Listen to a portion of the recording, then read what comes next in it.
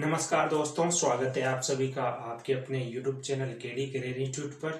तो आ जाइए दोस्तों, जुड़ जाइए मेरे साथ और परसेंटेज जो अपना टॉपिक चल रहा है उसी को अपन कंटिन्यू करेंगे। और आज के सेशंस में अपन परसेंटेज के टाइप 3 में किस प्रकार के क्वेश्चंस आते हैं एग्जाम में, उसी सेशंस को अपन रेगुलर करेंगे। तो जो बच्चे चैनल पर नए हैं, जिनकी ये पहली क्लास है, जिनका पहला सेशन है, वो वीडियो में मेरे साथ जुड़ जाइए, वीडियो में अंत तक जुड़े रहिए। और यदि आपको वीडियो अच्छा लगता है तो आप चैनल को बिना किसी देरी के सब्सक्राइब कर लें, ज्यादा से ज्यादा शेयर करें यदि वीडियो अच्छा लगता है तो देखिए आज के सेशंस का पहला क्वेश्चन आपके सामने बिना किसी देरी के। देखिए क्वेश्चन है, यदि ए की आय का 5% बराबर बी की आय का, देखो क्वेश्चन क्या है, क्वेश्चन अच्छे से देखना। यदि ए की आय का 5% जो किसके बराबर है, बी की आय के 15% के, तथा बी की आय का 10% जो बराबर है सी की आय के 20% के, तो उसने ये पूछा है कि बी की आय 8,000 रुपए दी गई हो तो तीनों की कुल आय क्या होगी। बहुत सिंपल क्वेश्चन है दोस्तों, बस क्वेश्चंस में करना क्या है और इस टाइप में क्या पढ़ना है अपन को, आय, खर्चा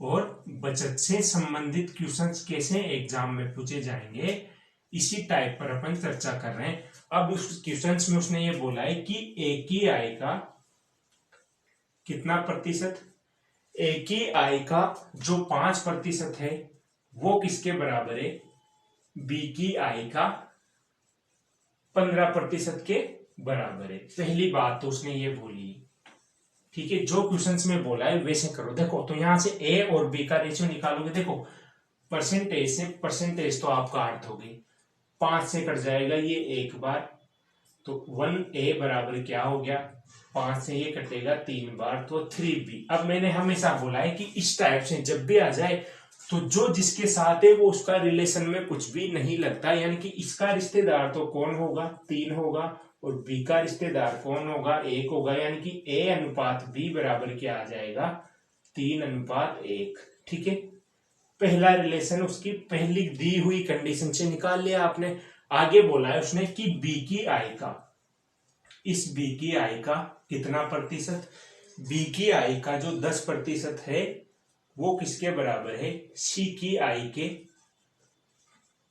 20% के बराबर है।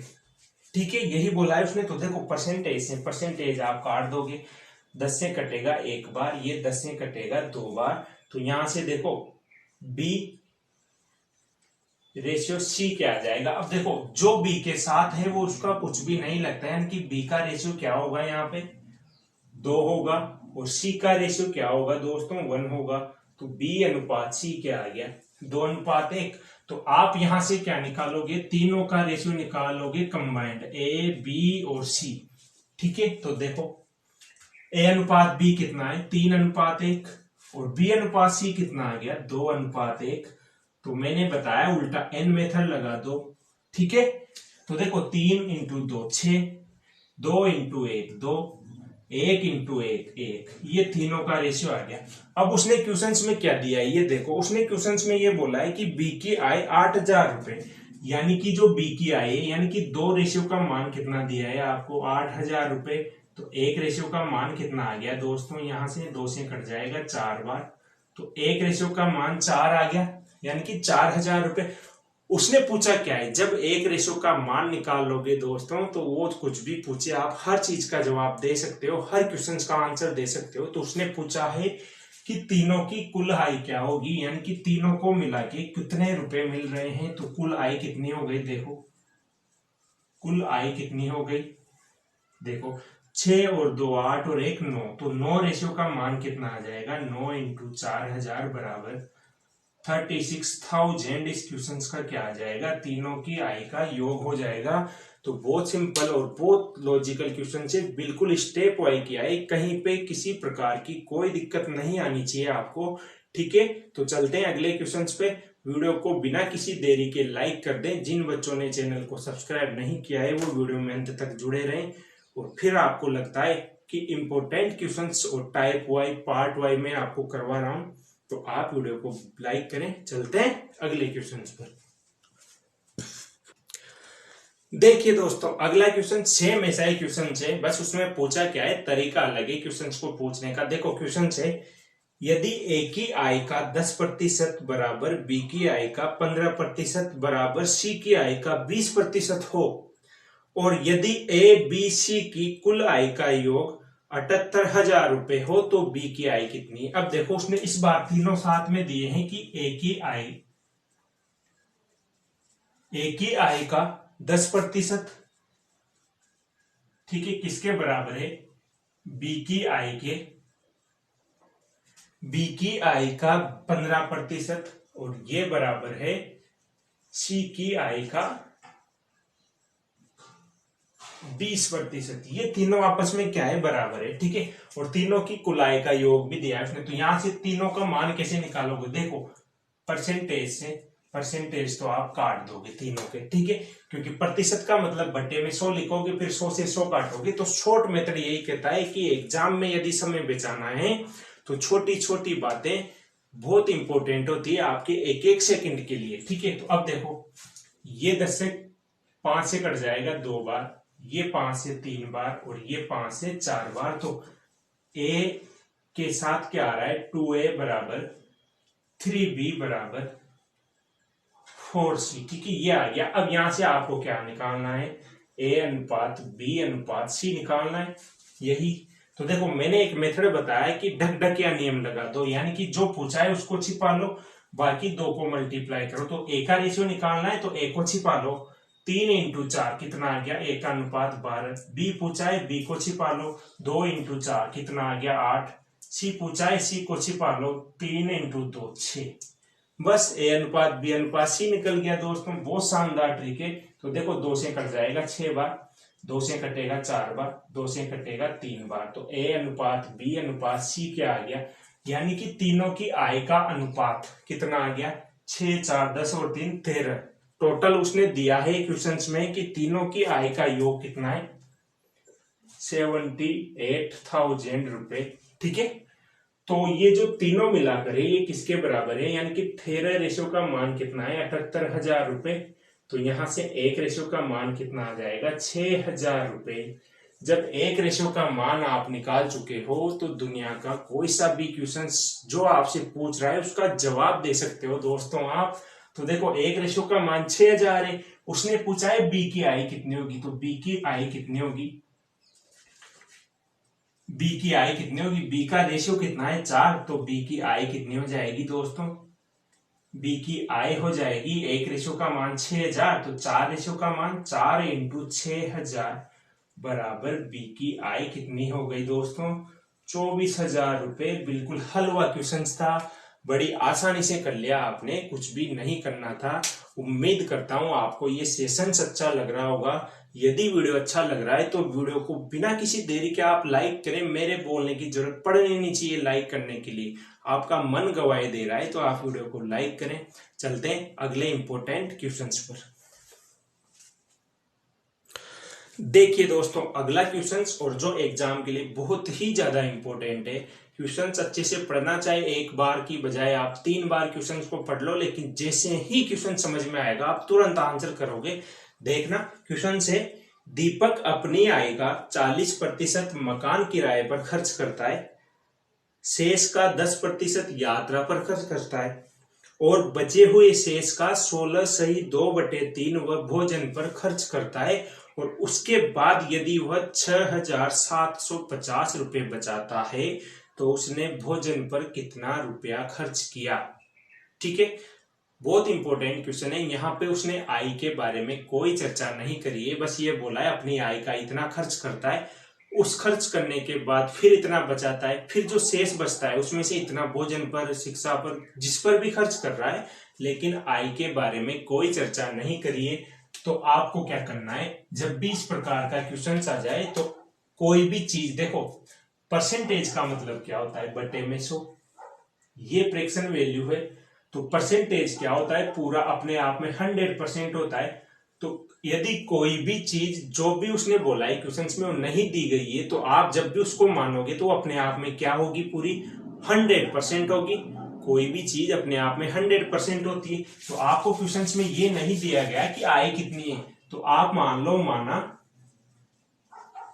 आय कितनी है 100 रुपए, ठीक है। 100% जो है पूरी 100% क्या है उसकी आय है, ठीक है। अब इसमें से क्या किया है उसने, देखो जैसे क्वेश्चंस बोल रहा है वैसे करते चलो। उसने बोला है कि अपनी आय का जो आय है उसकी 100, इसमें से क्या किया है उसने आय का 40%, इस 100 का 40%। अब देखो 100 का 40% कितना होगा, किस पर खर्च किया है, 100 का 40% उसने मकान किराए पर खर्च किया है, यानी कि मकान का किराया दिया है। इसका कितना 40%। अब देखो इधर देखो 40% की फ्रैक्शन वैल्यू क्या होगी, देखो 2/5, ठीक है। यानी कि 100 का 2/5 तो उसने किस पे खर्च किया है, किस पर खर्च कर दिया, मकान किराए पर। तो इसका 2/5 निकालोगे 100 का तो कितना होगा, देखो 5 से कट जाएगा, कितनी बार 20 बार, 20 दूनी 40। यानी कि ये तो करने की जरूरत ही नहीं थी कि 100 का 40% तो स्वयं 40 होगा। तो मकान किराए पर कितना खर्च कर दिया 40, तो बचा कितना, यहाँ पे बचाया कितना उसने 60 बचाया होगा भाई। 40 यहाँ पे मकान किराए पर खर्च कर दिया, 60 बचा लिया। अब आगे बोल रहा है कि शेष का 10% यात्रा पर खर्च करता है, यानी कि यहाँ पर जो 60 बचा है इसका 10% किस पर खर्च कर रहा है, यात्रा पर, ठीक है।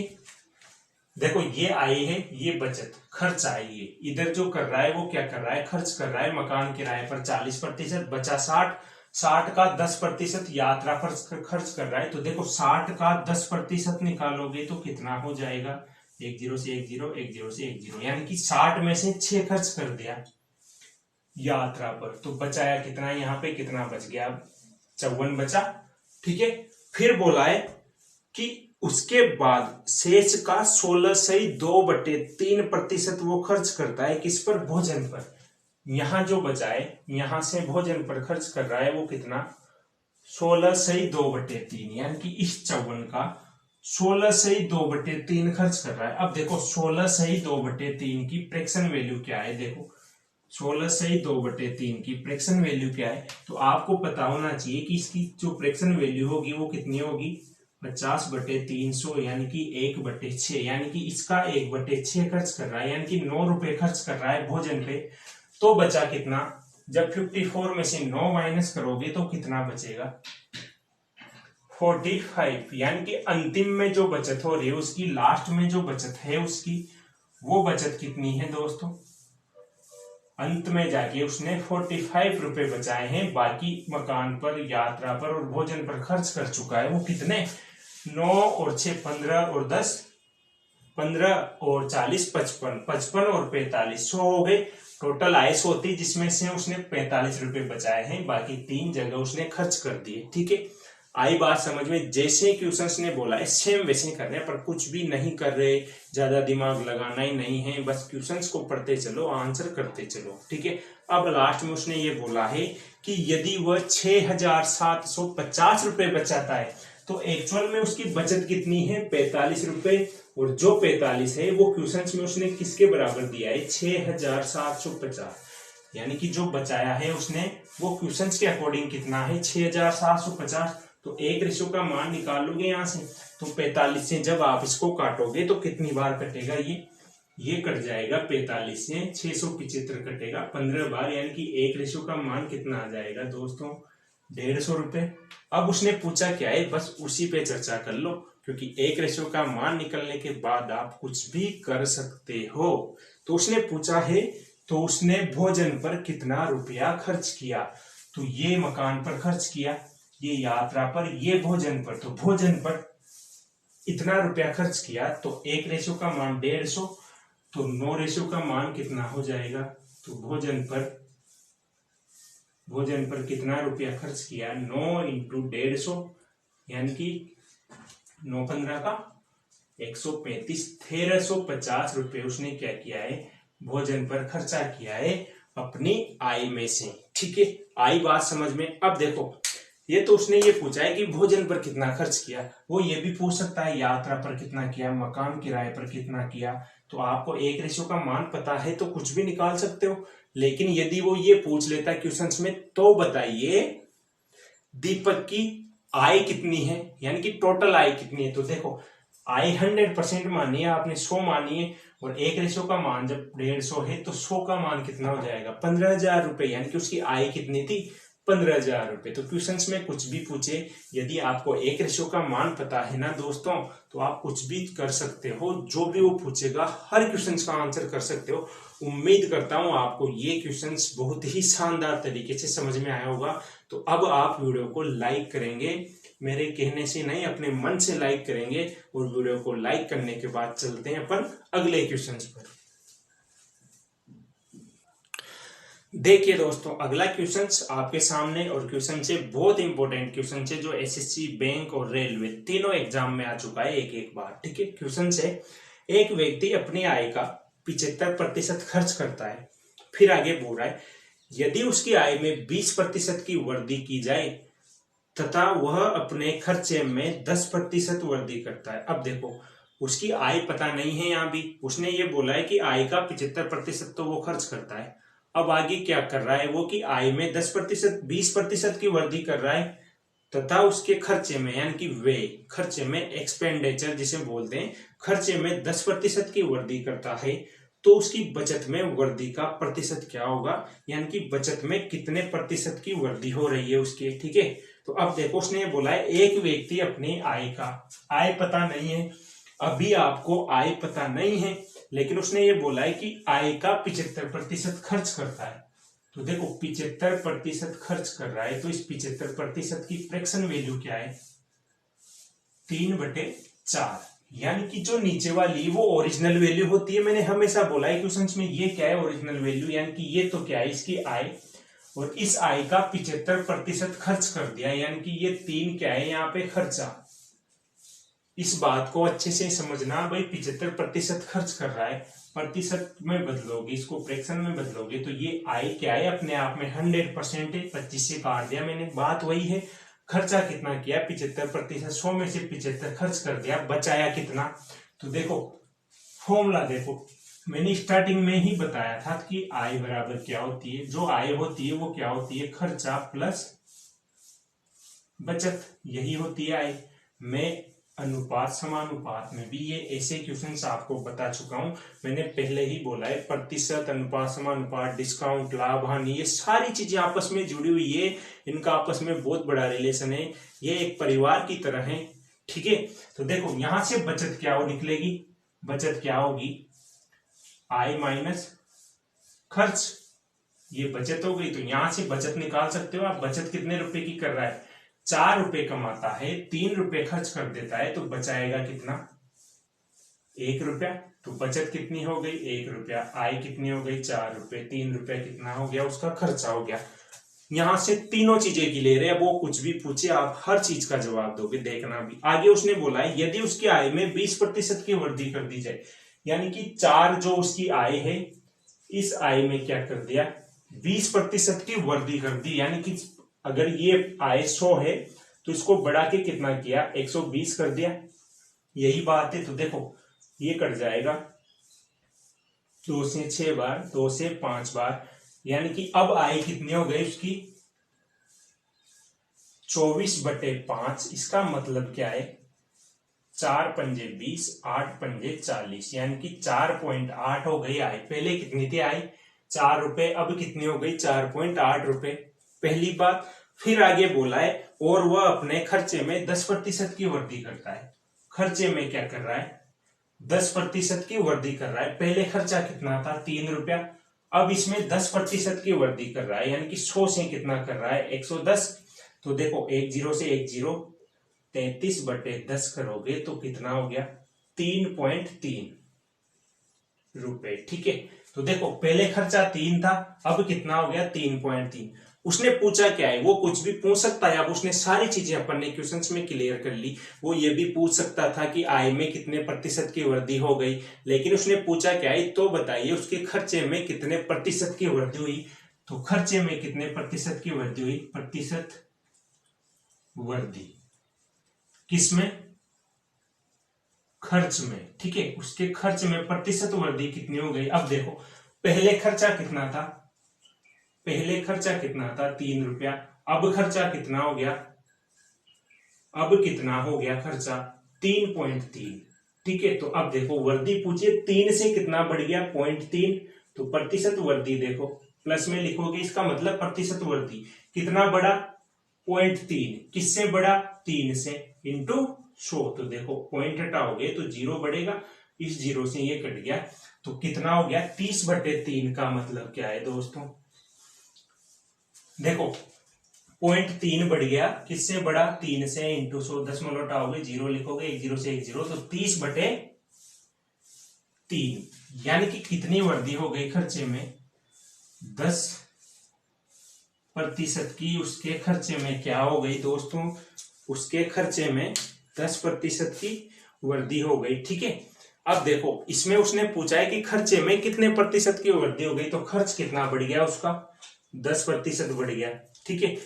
जो तो उसने क्वेश्चंस में पहले ही दिया था, लेकिन अगर वो ये पूछे कि बचत में कितनी प्रतिशत की वृद्धि हो गई, तो देखो पहले बचत कितनी थी 1 रुपया, अब बचत कितनी है देखो 4.8। देखो इस क्वेश्चन को एक और तरीके से बताता हूं मैं, भाई जो अपन ने निकाला है ना यहां से 10%, ये 10% मैंने निकाला है, ये उसने क्वेश्चंस में भी दिया है कि 10% की उसके खर्चे में क्या हो रही है वृद्धि। देखो उसने बोला है कि खर्चे में 10% की वृद्धि है, तो उसने क्वेश्चंस में दिया है, लेकिन एक्चुअल में क्वेश्चंस में पूछा गया है उस बात पे आओ आप। उसने पूछा है बचत में कितनी प्रतिशत की वृद्धि हुई, तो देखो बचत, देखो पहले बचत कितनी थी उसकी 1 रुपया, भाई ये जो है ये पहले की बचत है ना उसकी, पहले की बचत, ठीक है, ये पहले की बचत है।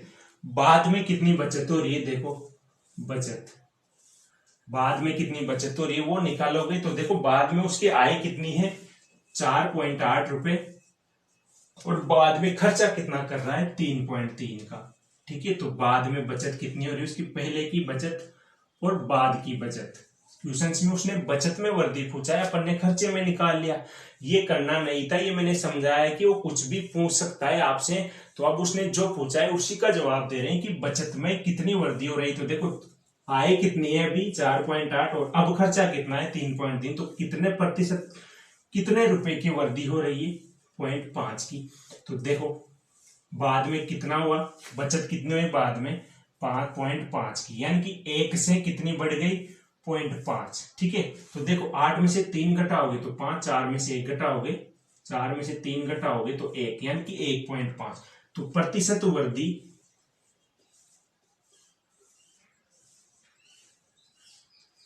बचत में कितनी हो गई, देखो 1 से 1.5 बढ़ी है, यानी कि 0.5 की वृद्धि हो गई किसमें, बचत में, किससे बढ़ी है 1 से, इंटू 100। तो देखो जब 10 उठाओगे तो 0 बढ़ेगा, 10 से कट जाएगा 1 0, तो कितने प्रतिशत की वृद्धि हो गई दोस्तों उसकी बचत में, 50% की वृद्धि हो गई दोस्तों उसकी बचत में। तो क्वेश्चन का आंसर आ गया 50% की उसकी बचत में वृद्धि हो गई, ठीक है। खर्चे में 10% जो उसने दिया था मैंने वो भी बताया, वो ये भी पूछ सकता है आय में कितने प्रतिशत की वृद्धि हो गई, बचत में कितनी हो गई, खर्चे में कितनी हो गई। सारे कंसेप्ट बेसिक का मतलब यही होता है दोस्तों, यदि आपका बेसिक स्ट्रांग है, आपने क्वेश्चंस को अच्छे से डिनोट कर लिया, अच्छे से समझ लिया, दिमाग में फिट बैठा लिया, तो फिर वो कुछ भी पूछे आप हर क्वेश्चंस का जवाब दे सकते हो।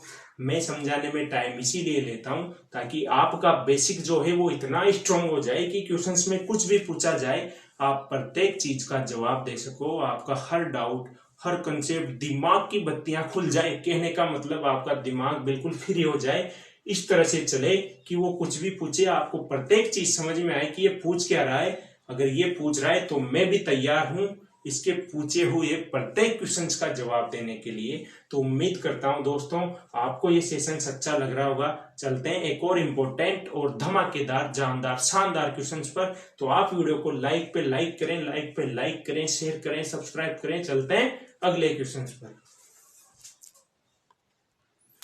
देखिए दोस्तों अभी जो क्वेश्चंस किया था सेम वैसा ही क्वेश्चन है, और इससे पहले के क्वेश्चंस में मैंने सारी चीजें क्लियर कर दी थी। तो इस क्वेश्चंस को फटाफट से करेंगे, किसी भी प्रकार का कोई टाइम वेस्ट नहीं करेंगे, बस क्वेश्चंस अच्छे से पढ़ना। क्वेश्चन है अंकित अपनी आय का 20% खर्च करता है शेष बचा लेता है। ठीक है, फिर बोल रहा है यदि अब उसकी आय में 30% की वृद्धि हो जाए तथा बचत में भी 20% की वृद्धि हो जाए तो खर्चे में प्रतिशत वृद्धि क्या होगी। अब देखो, अपनी आय का आय पता नहीं है, मैंने पहले ही बोला है आय पता नहीं है, कोई बात नहीं, अपने आप में 100% है। आय का 20% खर्च करता है, 20%, तो देखो 20% खर्च कर रहा है तो 20% की फ्रैक्शन वैल्यू क्या है, 1/5। तो आप समझ जाओ कि यहाँ पे जो 5 है ये तो उसकी क्या हो गई दोस्तों, आय, और 20% जो खर्च किया है वो क्या हो गया, उसका खर्चा हो गया। आई बात समझ में, मतलब वो क्या कर रहा है, 20% खर्च कर रहा है, यानी कि 1 रुपया खर्च करता है, 5 रुपए कमाता है। तो जब 1 रुपया खर्च कर रहा है, 5 रुपए कमा रहा है, तो बचा कितने रहा है भैया, बचाता कितने, 5 - 1 यानी कि 4 रुपए वो क्या करता है, बचाता है। ये पहले की पहली कंडीशन की बात हो गई। आगे उसने बोला है यदि अब उसकी आय में 30% की वृद्धि कर दे। अब देखो, आय में 30% की वृद्धि, यानी कि 5 में क्या कर रहा है, 30% की वृद्धि का मतलब है 100 से कितनी कर दी आय, 100 से 30% बढ़ा दी, यानी कि 130 कर दी। तो देखो कितना हो गया, 5 × 13 65/10, मतलब 6.5 रुपए। ये कब, बाद में, अब वो बोल रहा है क्वेश्चंस में, ठीक है, कि बाद में क्या किया उसने, इस आय में 30% की वृद्धि कर दी, यानी कि 5 से 6.5 रुपए हो गए उसकी आय। फिर बोल रहा है तथा उसकी बचत में भी 20% की वृद्धि कर दी, यानी कि जो बचत है, बचत में भी क्या कर दिया बाद में उसने, इस बचत में, यानी कि जो 4 रुपए हैं इसमें 20% की वृद्धि का मतलब है 100 से 120 कर दी उसने बचत। ठीक है, तो देखो ये भी कट जाएगा, कितना हो गया, 12 × 4 48/10 जब करोगे तो कितना हो गया, 4.8 रुपए। ठीक है, यानी कि पहले बचत थी 4 रुपए, अब बचत में कितना वृद्धि हो गया, 0.8 रुपए की वृद्धि हो गई। अब देखो सब कुछ क्लियर हो गया, अब वो कुछ भी पूछे, आप कुछ भी कर सकते हो दोस्तों। देखो उसने पूछा ये है तो उसके खर्चे में कितने प्रतिशत की वृद्धि होगी। अब देखो आय बराबर क्या होता है, बचत प्लस खर्चा। तो खर्चा क्या होगा, खर्चा क्या होगा, आय माइनस बचत। अब आपको ये तो पता है ना, पहले 1 रुपया खर्च करता था और अब बाद में जब ये आय और बचत में वृद्धि करी है तो खर्चे में भी वृद्धि हुई होगी। तो बाद में खर्चे में कितने की वृद्धि हुई, बाद में खर्च कितना बढ़ा, देखो बाद में आय कितनी है उसकी, 6.5 रुपए। ठीक है, और बाद में जो बचत है उसकी वो कितनी है, 4.8। तो कितनी बढ़ गई, देखो घटाओ, 15 में से जब 8 घटाओगे तो 0.7 बचेगा। इधर क्या होगा, देखो बाद की आय क्या है 6.5, बचत क्या है 4.8। तो देखो 15 में से 8 घटाओगे 7, 5 में से 4 घटाओगे तो 1। अब देखो पहले खर्चा कितना था, 1 रुपया, बाद में कितना हो गया, तो प्रतिशत वृद्धि किसमें निकाल रहे हैं अपन, खर्चे में, कितनी हो गई, देखो पहले खर्चा 1 रुपया था, अब कितना है 1.7, तो कितना बढ़ गया, 0.7 रुपए बढ़ गया। किससे बढ़ा, 1 से, इंटू 100। तो देखो यहां से जब निकालोगे तो 0 से 0, खर्चे में कितने प्रतिशत की वृद्धि हो गई दोस्तों, 70% की उसके खर्चे में वृद्धि हो गई। तो उम्मीद करता हूं आपको ये सेशन अच्छा लग रहा होगा।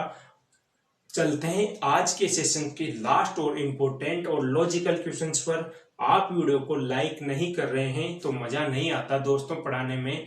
वीडियो पे इतने लाइक आने चाहिए जितना आप कर सकते हो, ज्यादा से ज्यादा वीडियो को लाइक करें।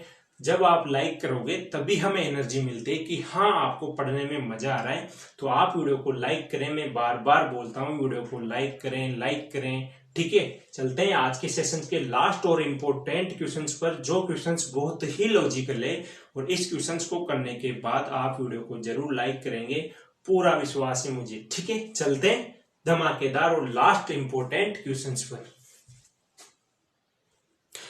देखिए दोस्तों आज के सेशंस का लास्ट और इम्पोर्टेंट क्वेश्चंस, और मैं उम्मीद करता हूं कि यदि आपको ये सेशन अच्छा लगेगा तो आप बिल्कुल वीडियो को लाइक करेंगे। दोस्तों अगर आप वीडियो को पूरा देखते हैं तो ये बात जरूर याद रखें कि वीडियो को लाइक करने की क्यों बोला जाता है। वीडियो को लाइक करेंगे, ज्यादा से ज्यादा कमेंट करें। कुछ भी समझ में नहीं आता है आपको तो बिना किसी देरी के जो भी डाउट हो मन में, जो भी समझ में नहीं आ रहा हो, आपकी जो भी क्यूरीज हो, जो क्वेश्चंस आपको प्रैक्टिस करने के बाद नहीं आते, तो आप कमेंट बॉक्स में क्वेश्चन सेंड करें, कमेंट करें, आपके हर क्वेश्चंस का जवाब दिया जाएगा। लेकिन जब तक आप कुछ पूछोगे नहीं, कुछ कमेंट करोगे ही नहीं, तो कैसे पता चलेगा? आप लाइक करोगे, ज्यादा से ज्यादा लाइक करोगे तो हमें पता चलेगा कि हाँ आपको बराबर समझ में आ रहा है। यदि आप वीडियो को लाइक नहीं करते, जानबूझ के लाइक नहीं करते, तो एक अलग से फीलिंग रहती है कि बच्चों को या तो कुछ समझ में नहीं आ रहा या फिर वो जानबूझ के अपने भविष्य को अंधकार में डाल रहे हैं। ठीक है, तो आप क्या करो, यदि वीडियो वाकई में अच्छा लग रहा है, क्वेश्चंस अच्छा लग रहे हैं, समझ में आ रहे हैं, तो प्रॉपर तरीके से वीडियो को लाइक करें, ज्यादा से ज्यादा शेयर करें। जिन्होंने सब्सक्राइब नहीं किया है चैनल को, जिनका ये पहली क्लास है, वो वीडियो को अंत में देखने के बाद चैनल को सब्सक्राइब भी कर लें, बेल आइकन दबाए, ऑल वाले बटन पर क्लिक करें, ताकि आगे आने वाले प्रत्येक वीडियो के नोटिफिकेशन आपको डायरेक्ट मिलते रहे। तो देखिए दोस्तों, आज के सेशंस का सबसे इंपॉर्टेंट और लास्ट क्वेश्चन है, एक आदमी प्रत्येक माह अपने वेतन का एक निश्चित भाग बचाता है ताकि वह एक वर्ष में एक कार खरीद सके। यानी कि पूरे साल में हर महीने वो इतने रुपए सेविंग करता है कि एक साल में वो कार खरीद सके। ठीक है, अब उसने ये बोला है तो ज्ञात करें कि उसे अपने बचत में कितने प्रतिशत की वृद्धि करनी चाहिए कि वो 9 महीने में ही कार खरीद ले। देखिए क्वेश्चंस बहुत लॉजिकल है कि कोई व्यक्ति है, कोई इंसान है, ठीक है, अच्छे से समझना क्वेश्चंस को, बिल्कुल बेसिक से। कोई इंसान है जो क्या करता है कि एक साल में कार खरीदने के लिए क्या करता है, बचत करता है पैसों की, ताकि वो एक साल में क्या कर ले, कार खरीद सके। ठीक है, तो हर महीने पैसे बचाता है। अब देखो एक साल में कितने महीने होते हैं आपको पता है, एक साल में 12 महीने होते हैं, और हर महीने उसको बचत करनी है कितने रुपए की, ताकि वो एक साल में कार खरीद ले। तो यहां से दो कंडीशन आएगी कि एक बार तो वो बोल रहा है कि 12 महीने में कार खरीद ले, और फिर उसकी बचत में कितनी वृद्धि करे कि वो 9 महीने में कार खरीद ले। दो कंडीशन दी उसने। अब देखो तो उसको साल भर में कितने रुपए होंगे जो वो हर महीने बचत करता है। तो देखो 12 का ऐसा कौन सा मल्टीपल है कि वो कि उसको आप 12 के मल्टीपल से लिख सको, हर महीने वो बराबर बराबर रुपए बचा सके। तो देखो 12 को ऐसी कौन सी संख्या है, देखो अगर मैं 72 लिखूं तो 12 से जब डिवाइड करूंगा तो कितना आएगा, 6। यानी कि हर महीने अगर वो 6 रुपए बचाता है तो एक साल में कार खरीद सकता है वो। बात समझ में आई? यदि वो हर महीने 6 रुपए बचाता है, बचत कितनी करेगा हर महीने यदि वो 6 रुपए बचाए तो साल भर में यानी कि 12 महीने में वो कार खरीद सकता है। यानी कि उसकी रकम कितनी है, उसको कितने रुपए चाहिए कार खरीदने के लिए, 72 रुपए चाहिए। इतनी बात समझ में आई? क्वेश्चन अच्छे से समझो। उसने बोला है प्रत्येक महीने वो एक निश्चित रकम बचाता है ताकि वो साल भर में कार खरीद सके। तो एक महीने में वो 6 रुपए बचाएगा, तब जाके वो साल भर में कार खरीदेगा। 6 12 72, यानी कि साल भर में 72 रुपए चाहिए उसको कार खरीदने के लिए। अब आप ये मत सोचना सर 72 रुपए में कौन सी कार आती। भैया क्वेश्चन से 72 को आप पीछे कितने भी जीरो लगा के इसको 72 लाख कर लो, 7,20,000 रुपए कर लो। बात समझने की, मैं खिलौने वाली कार की बात कर रहा हूं, ऐसे समझ लो। ठीक है, तो 6 रुपए हर महीने बचाएगा तो 12 महीने में कार खरीद लेगा। ठीक है, अब उसने ये बोला है कि इस बचत में कितने प्रतिशत की वृद्धि करे ताकि 9 महीने में ही वो कार खरीद ले। यहां तो 12 महीने की बात थी। ठीक है, अब उसने ये बोल दिया क्वेश्चंस में कि इस बचत को बढ़ाओ ताकि 9 महीने में ही कार खरीदी जा सके। तो इस 9 को कौन सी संख्या से मल्टीप्लाई करोगे ताकि 72 रुपए, भाई रकम तो यही है उसके पास, बस उसको इस बचत को बढ़ाना है ताकि इसी रकम से वो 9 महीने में ही कार खरीद ले। तो आप देखो कि 9 को किस संख्या से मल्टीप्लाई करोगे ताकि 72 हो जाए। तो आप कहोगे सर 8 रुपए बचा लो। भाई हर महीने 6 रुपए बचा रहा था तो 72 हो गए, 6 12 72, तो 9 8 72। तो यानी कि बचत में वृद्धि कितनी हुई, 2 रुपए हर महीने उसको बढ़ाने पड़े। तो उसने यही पूछा है कि बचत में कितने प्रतिशत की वृद्धि करी। तो बचत में प्रतिशत वर्दी कितनी करनी पड़ गई उसको, 2 रुपए बचाने पड़े ज्यादा, किससे, 6 से इंटू 100। बस ये क्वेश्चन का आंसर आ गया दोस्तों। 100/3 का मतलब है 33 सही 1/3% की उसको क्या करनी पड़ेगी दोस्तों, उसकी बचत में वृद्धि करनी पड़ेगी। बहुत इंपॉर्टेंट क्वेश्चन था दोस्तों। उम्मीद करता हूं आपको ये क्वेश्चन बहुत इंपॉर्टेंट लगा होगा, और वाकई में क्वेश्चन बहुत इंपॉर्टेंट है दोस्तों, बहुत लॉजिकल क्वेश्चन है। तो अब आप वीडियो को लाइक कर दें, शेयर कर दें, सब्सक्राइब कर दें, और मिलेंगे अगले वीडियो में एक धमाकेदार अगले टाइप के साथ। तो नमस्कार, जय हिंद, जय भारत, बेस्ट ऑफ लक दोस्तों, मिलते हैं अगले की वीडियो में।